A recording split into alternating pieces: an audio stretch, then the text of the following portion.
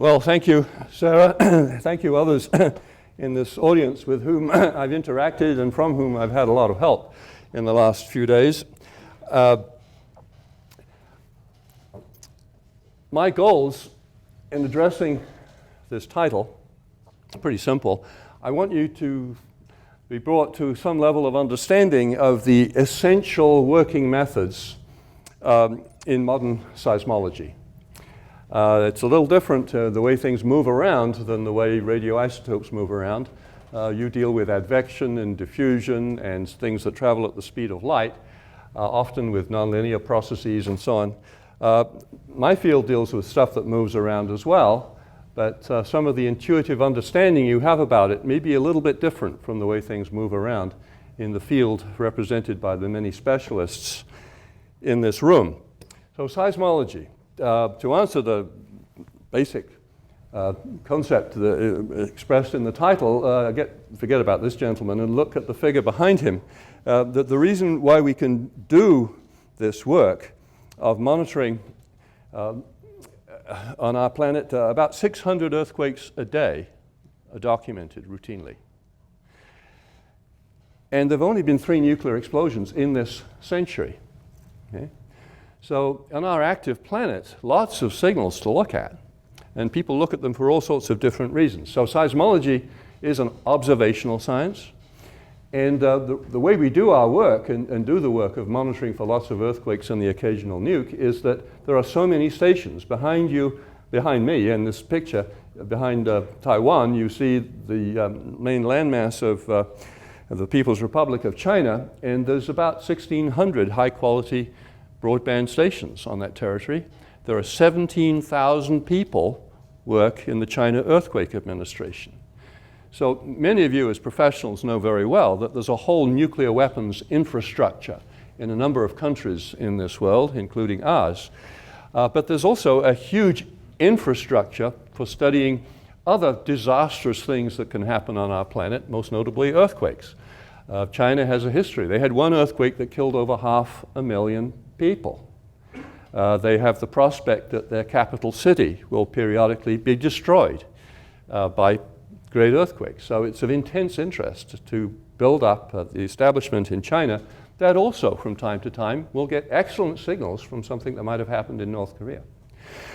So seismology is an observational science used to infer the Earth's internal structure. So a lot of American scientists are driven by that imperative to find out about the mantle, the Earth's core, the inner core, structures in the crust, finding oil. Seismic methods to study the Earth's interior is one of the drivers. To monitor earthquakes and to document seismic hazard. And then, of course, to monitor for earthquakes and explosions. And all of these different uses of seismology use this. So this is an inertial seismometer. You see in this primitive picture a mass on a spring. And if the Earth moves up and down, at least on a very short time scale, the mass stays in the same place. It eventually responds.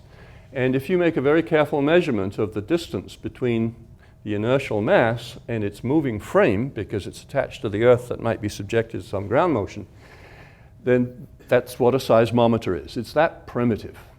Okay? Now, that's the principle, but when you get to the details, we often will want to work with systems that can measure that ground motion at the level almost of an angstrom, maybe a few angstroms. In other words, down at the nanometer level, or occasionally the 1/10 of a nanometer, which is an angstrom. So if you have a distant earthquake, and so the challenge technically is to build systems that faithfully record both weak signals and strong signals on the same system. And for a strong signal, you would have more than 1 billion times stronger ground motion. So can you work with instruments that have high dynamic range? They can measure weak and strong signals faithfully, and also a broad spectrum of frequencies. But the principle is the one that you see here for the ground motion in the vertical direction. Here is the principle of the type of inertial system to measure horizontal ground motion. And right there, let me note that the fundamental measurement all of these sensors are going after is a vector, whether it's ground displacement or whether it's ground velocity is a matter of choice, but it's a vector. So you need to measure horizontal as well as vertical motions, and it is this type of instrument, which is a hanging gate, that if the gate post attached to the Earth moves in and out of the screen, then this hanging gate will take a while to respond, and so one measures the horizontal distance between some point of the inertial mass represented by the gate and the ground surrounding it. Well, the very first successful recording of a distant earthquake was made on precisely this instrument in 1889, 125 years ago. I'm not exactly sure when Henri Becquerel first made his measurements, but it's within 10 years or so. So the study of radionuclides in a serious way, and the concept of, I'll introduce the adjective, teleseismic recording, that's to say the seismic signals from distant sources, began at about the same era. And the guy who made this measurement using this system was actually trying to measure the gravity field with a very sensitive horizontal detector associated with planets going around, could you see gravitational effects? And so very slow measurements of tidal effects on long time scales. And one day, the thing recorded this. And he didn't know what it was. He circulated queries and then found out several months later that there was an earthquake in Japan. And they didn't quite get the timing right, so they got it wrong by a few hours, so they screwed up on the travel time. But everybody eventually realized, wow, this is a totally new way to study the Earth's interior. And what you're looking at is what we today would call surface waves.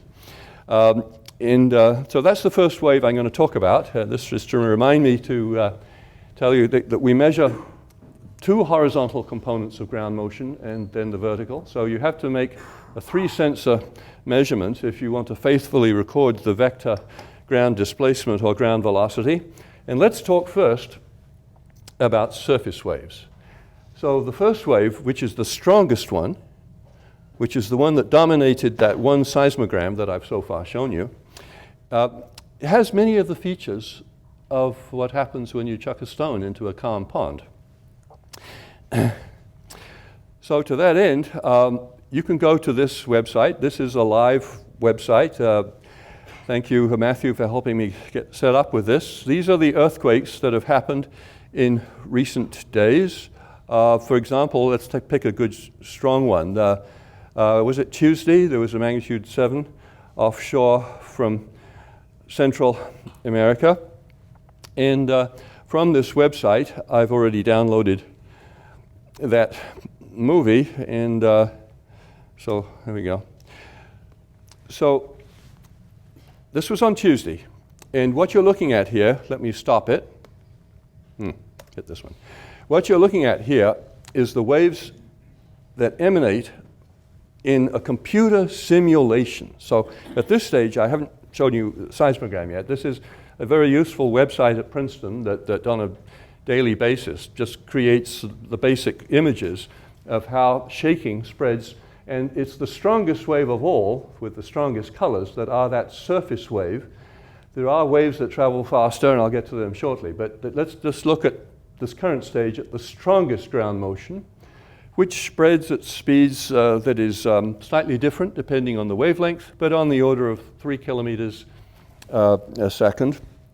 And it spreads away. Whoops, this one, yeah. Spreads away, so here this one, let me stop it. Okay, now this strongest motion has just reached New York in about 14 minutes, okay? And so it goes. Now we'll get to these faster waves that are weaker in the current simulation conceptually. So let's go back to this website. So these are calculations, and they're useful to understanding how the waves spread over the Earth's surface, not taking actual noise conditions into account. But if I go to my own home place, Columbia, University and hit this live link. These are the recordings of ground motion 20 miles north of Manhattan on today, October 17, on the universal time scale, which is Greenwich. And if I pop back a few days, today is the 17th, there's yesterday, there is Wednesday. So the earthquake in Central America occurs, and about 20 minutes later, the very strongest signals arrive at my observatory, and this is why we have a logarithmic scale. This is a magnitude 7 earthquake. So the strongest ground motions are literally 100 times stronger than the ground motions of a magnitude 5 earthquake. And let me give you another important number. The question then of how many earthquakes happen on our planet. The number you can usefully remember is on a typical day, there's about 20 magnitude 4 earthquakes around the world. And when we get around to it, that is about the signal strength from, roughly speaking, a 1 kiloton underground explosion, roughly speaking. So our dynamic planet actually has, on a daily basis, exposure to about 20 earthquakes at the magnitude 4 level daily. And every time you go up 1 magnitude unit, you reduce by a factor of about 8, that's to say roughly about 10, the number of events. So there's about 2 earthquakes magnitude 5 a day, typically. And when you get to magnitude 7, so that takes a few days between the magnitude 7s. If you go in the other direction, from magnitude 4 to magnitude 3, then on the order of 200 events a day. And with really sensitive systems, such as I'll be describing, for example, in Japan, the best instrumented country in the world for earthquakes, they would generate a bulletin that absolutely faithfully records down to magnitude 1. Special field studies will get into magnitudes 0, -1, -2. I've even done studies in the field where you worry about magnitude -3 events, which are popping off all the time. So, now this is some practical stuff here about long period and short period and noise. It matters very much if you want to record small events, that you spend a lot of money to find places much more quiet than my place 20 miles north of Manhattan. If you work in the United States Air Force and you have the responsibility to do a really good job of measuring small events, the Air Force is the lead agency for the United States to monitor for foreign nuclear explosions.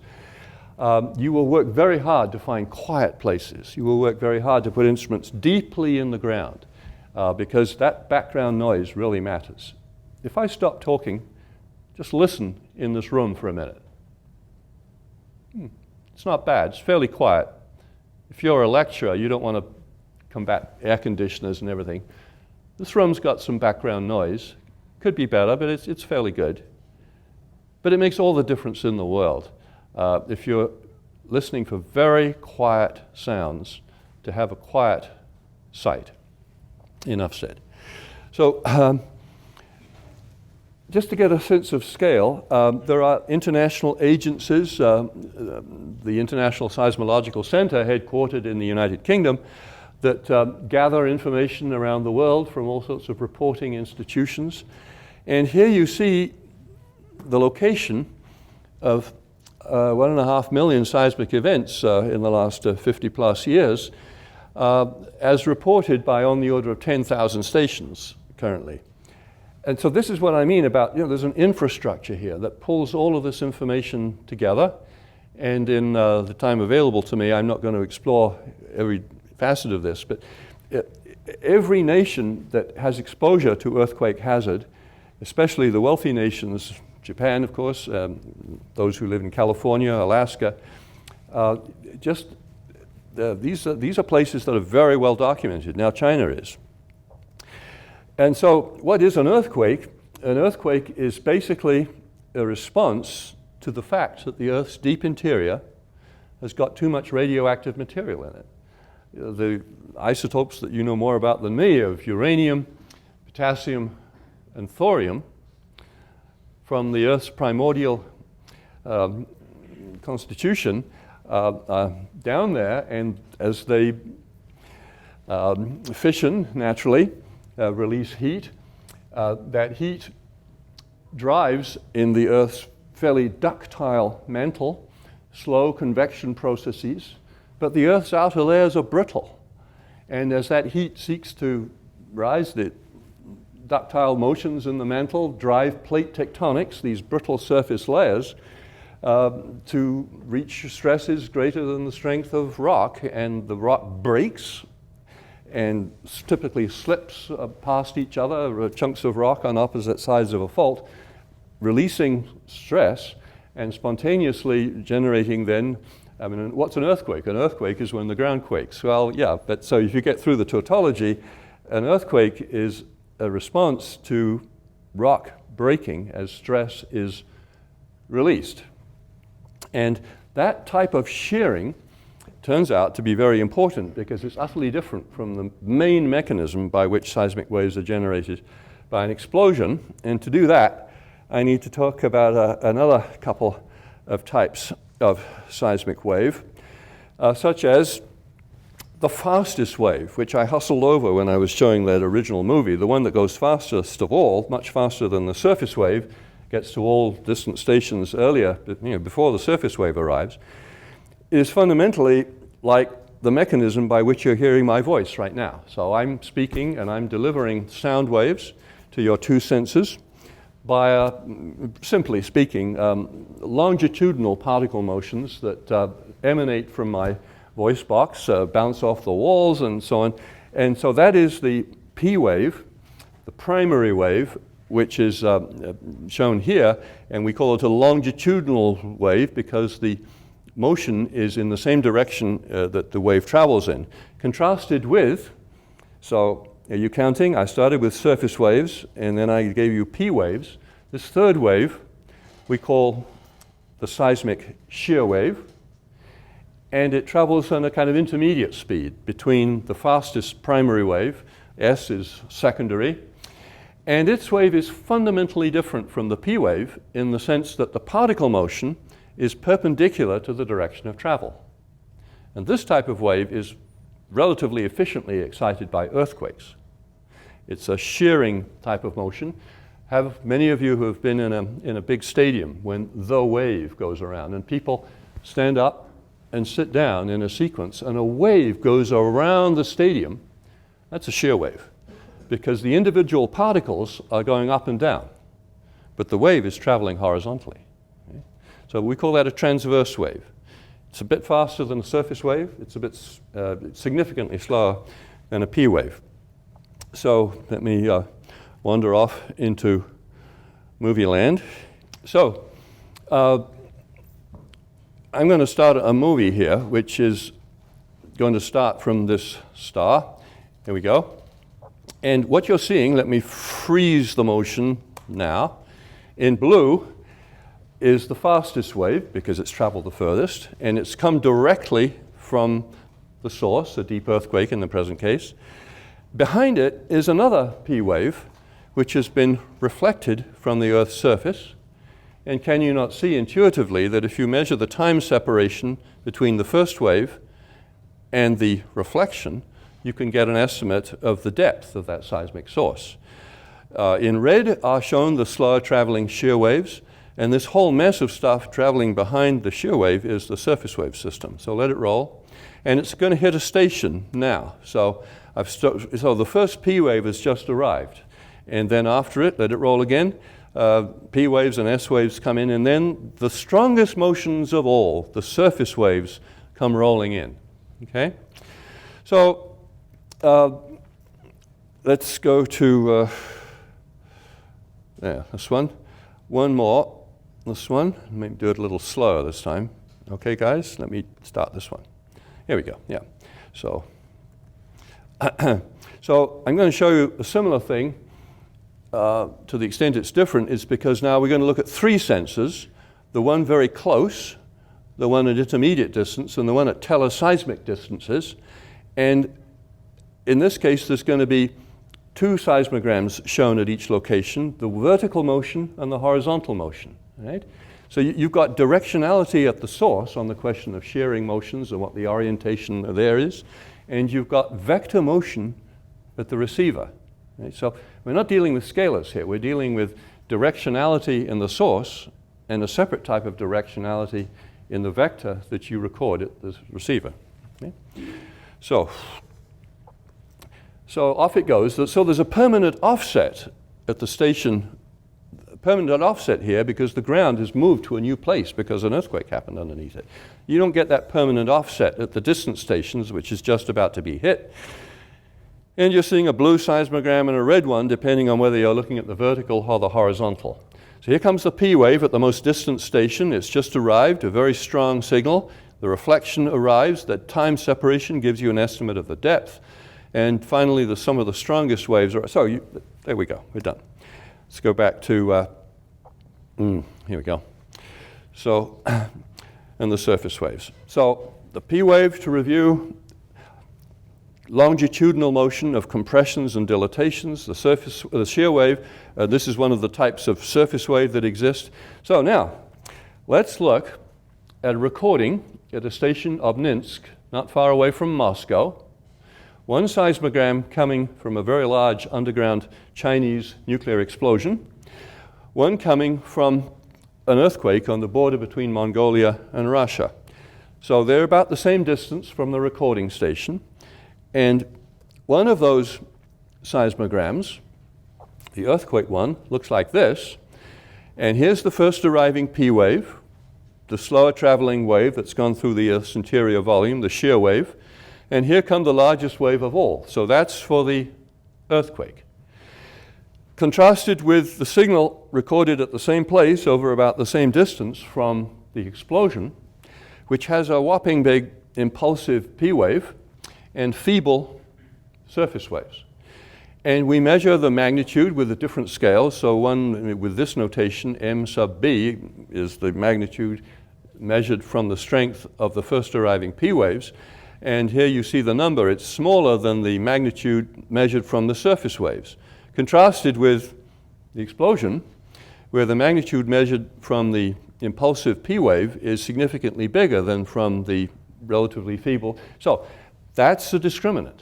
So for teleseismic recording, for large seismic sources, whether they're earthquakes or explosions, this is the way to go. You just compare the signal strength of the wave more efficiently excited by explosions, namely P, and then knowing also that the waves efficiently excited by earthquakes, to some degree shear waves, but also surface waves. The three different types of waves are excited in a different mix by different seismic sources. And for decades, that was the routine method, apart from the interpretation of the location of a seismic event, by which the United States monitored the Soviet Union, and the Soviet Union monitored the United States, etc. Okay? So you compare the MB, the strength of the body wave P that travels through the Earth's deep interior, with the surface wave MS that measures the strength of the surface waves. And the relative size of these is diagnostic of the seismic source. Crudely speaking, that was an effective discriminant at great distance. The issue is, can you make this kind of thing work in the context of a treaty where you have to be much more concerned with even small seismic signals from explosions and know them for what they are, with a whole mess of, if you go to smaller magnitude, more and more and more and more earthquakes that are happening every day, which have different characteristics. So can you keep awake to look for the special signals of an explosion in this context at smaller magnitude of ever more seismic events that are always dominated by the number of earthquakes? So let's begin to look at that, because after many years of seismic recording teleseismically, the concept of a comprehensive testban treaty emerges, where comprehensive means no allowed nuclear explosions at all. One has to monitor even at low levels, even below a kiloton. And to do that work, we need to use a different type of seismic wave that travels not to teleseismic distances, but through the Earth's outermost layers, because those types of signals I'll be describing shortly are relatively strong. But let's look at the seismograms first.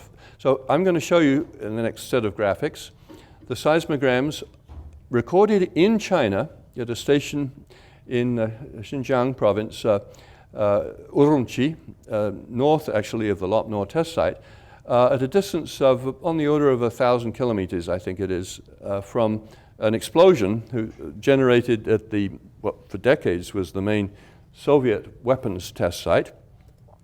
And here is that seismogram recorded in China at a distance of a bit less than 1,000 kilometers. I'm trying to build up the language here. Whenever you see a seismogram, if you're going to do anything with it, you need to look at the time scale.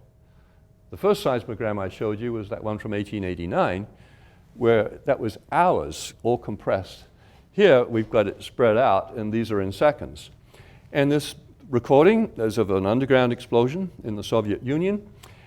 And basically, you're seeing the P wave here, the shaking S wave arrive here, and the surface waves arriving later. You couldn't really tell it from just one seismogram. You had to have all three components to get the actual vector motion, to get that interpretation. So, this is the first one is the slinky, and this one is the transverse motion, and this is the surface waves. All right. So to summarize the history, basically, here is to say that when treaty negotiations, I think very clearly from General Secretary Khrushchev and President Kennedy were underway in the early 1960s, both of those national leaders clearly wanted to achieve a comprehensive test ban treaty. They could not do that for a number of reasons, but one clear contributing reason was that there was no confidence in the ability to monitor the other side's potential to carry out underground nuclear explosions, which at that time, the science of seismology could not monitor with confidence. And all sorts of totally incorrect congressional testimony was offered at the time when negotiations were underway. Most importantly, an extraordinarily wrong claim to the effect that on the order of 100 to 500 earthquakes indistinguishable from 5 kiloton explosions might occur. Well, today, we know that number is zero. I mean, you just can't have an earthquake of that size on the territory of the former USSR or in China and have any problem with discriminating. Now, you might have trouble going way down in yield. But so at the time, 1963, when what was concluded was an atmospheric test ban treaty banning explosions in the atmosphere, in the water, in outer space, because there was no confidence in the ability to monitor underground, it was then a limited test ban treaty, which was the guiding treaty on nuclear testing for decades, and the work of monitoring for compliance was done teleseismically. Seismology at that time was a really sleepy science, less than $1 million a year going into it in the United States. That all changed. Anyway, that treaty simply shifted atmospheric testing to the underground, and 1,500 underground explosions took place. When I was a graduate student in California, about on the order of once a week, you'd have an unusual seismic event, and that's what it was. Either the Soviet Union or from Nevada, or occasionally, France came in 1960, China came in 1964, and So nuclear explosions have been conducted at these sites all over the world. The UK began in Australia. France moved from what is today Algeria to the South Pacific. The United States, mostly in Nevada, but even way out at the far end, you see it on the right-hand side of the screen, at the tail end of the Aleutians with Longshot, Milrow, and Canakin. There were shots high in the atmosphere by the United States in the South Atlantic. So in the history of this is that if you look at it in time, a tremendous number of atmospheric explosions, then literally and figuratively going underground in 1963. The French and the Chinese carried on until 1980, and then they too stopped atmospheric explosions. All right, so as for seismic monitoring, this failure to support a deeply desired political objective woke seismology up. Suddenly, from almost nothing, $20 million a year got poured in, which in the early 1960s was real money. And a global network was established called the Worldwide Standardized Seismographic Network. The University of Michigan actually played a strong role in a lot of aspects of this network. Today, we work with a totally different set of monitoring facilities. So this was a good network for just supporting the R&D of learning how to monitor for earthquakes and explosions. Has some big gaps. The worldwide network, funded by the United States, didn't occupy China or the USSR. Canada developed its own procedures. But today,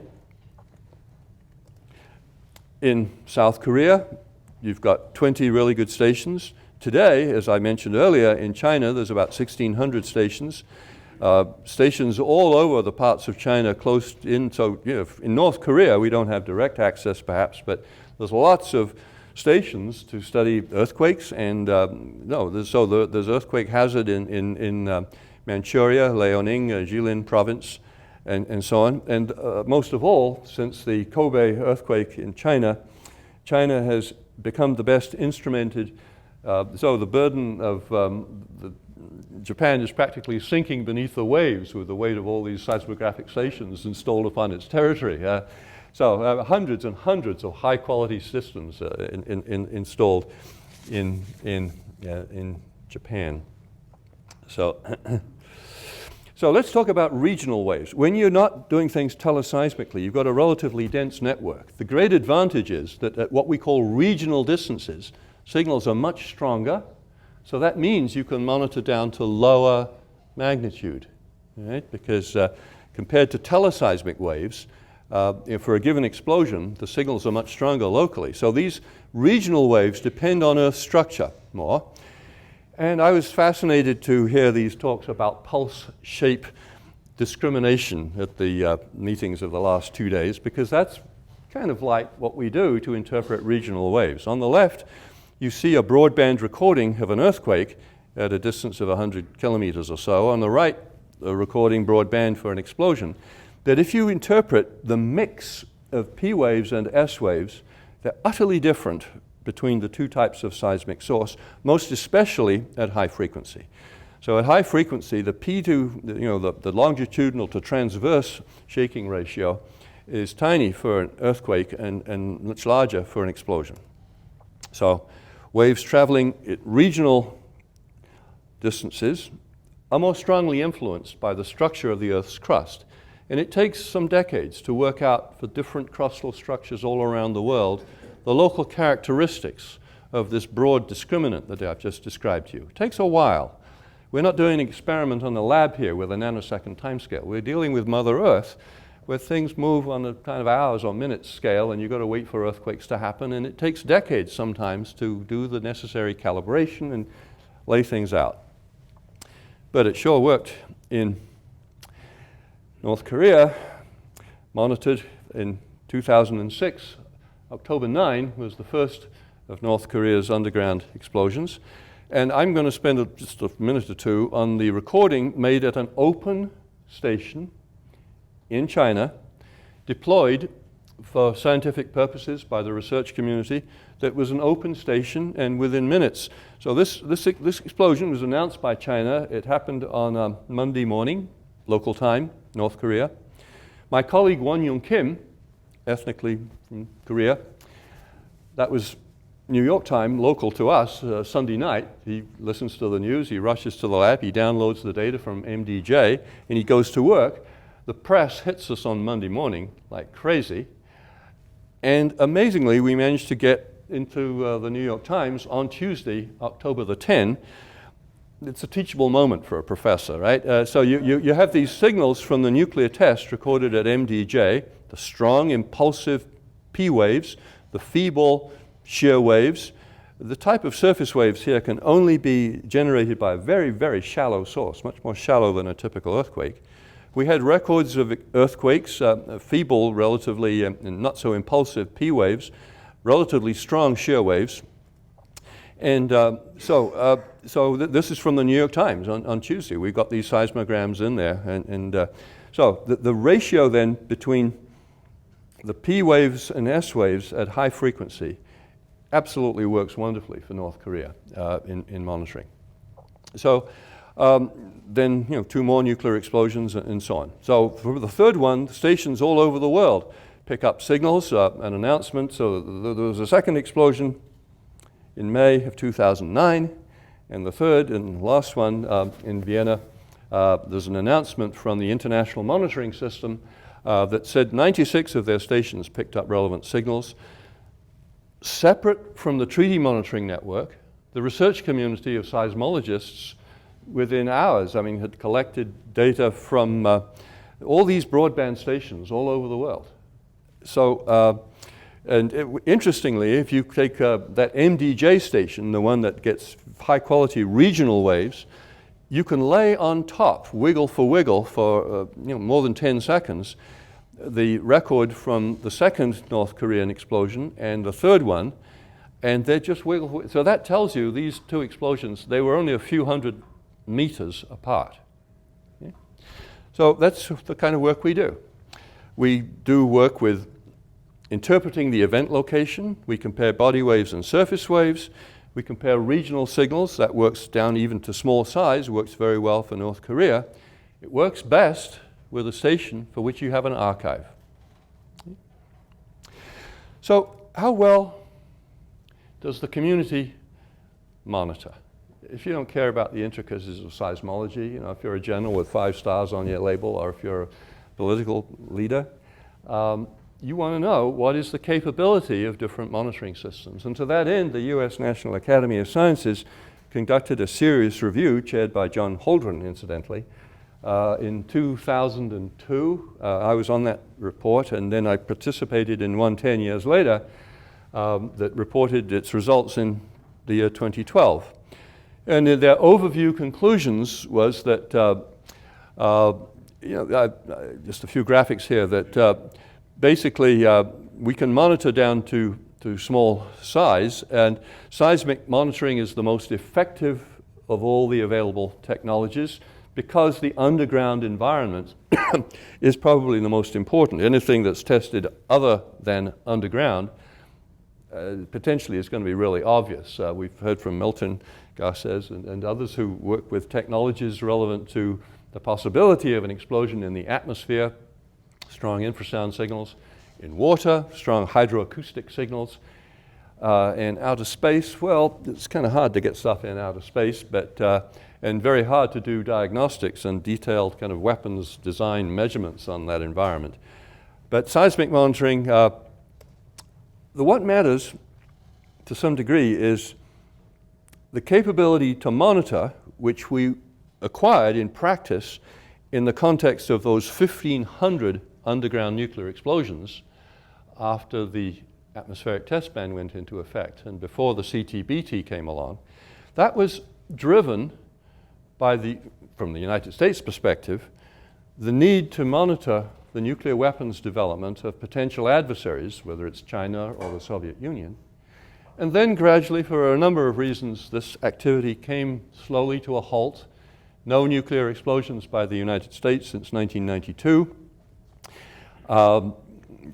China, France, Russia, all the recognized nuclear weapon states stopped when they all signed in the first half hour the text of the Comprehensive Test Ban Treaty in September 1996. Just a few odds and ends of, it's there, it's serious. I'm not trying to diminish this. From India and Pakistan and North Korea, that potentially continues. But now, tremendous growth of stations which have no archive of the type of signal that they were installed to look for. So it's become important to resurrect the records from decades in the past as a teaching system. So I'm done. I've told you a story here which has been important, driven in the most sensible way as a kind of military intelligence function. You've got to have a technology that can monitor what a potential adversary is doing, but for whatever good reason, we now see that the nuclear weapon states of living with a ban on testing. That's not to say it's all over, because the test ban treaty is not yet fully in effect for a number of reasons. But now, the need to do this work is driven by an arms control perspective. That takes you with a whole set of different agencies whose budgets are a factor of 100 or more, smaller than the agencies that drove the capability of seismology over a period of time. So it's an interesting kind of bureaucratic issue. Fortunately, NNSA and DoD still have programs to support the R&D to ever improve seismic monitoring. So I appreciate this opportunity to tell you the story, and I'm going to leave, I hope, some time for any questions that any of you might have. Thank you very much. All societies are beginning to become more and more developed, and so that means more agriculture, more industry, and more contamination. And so these contaminants are getting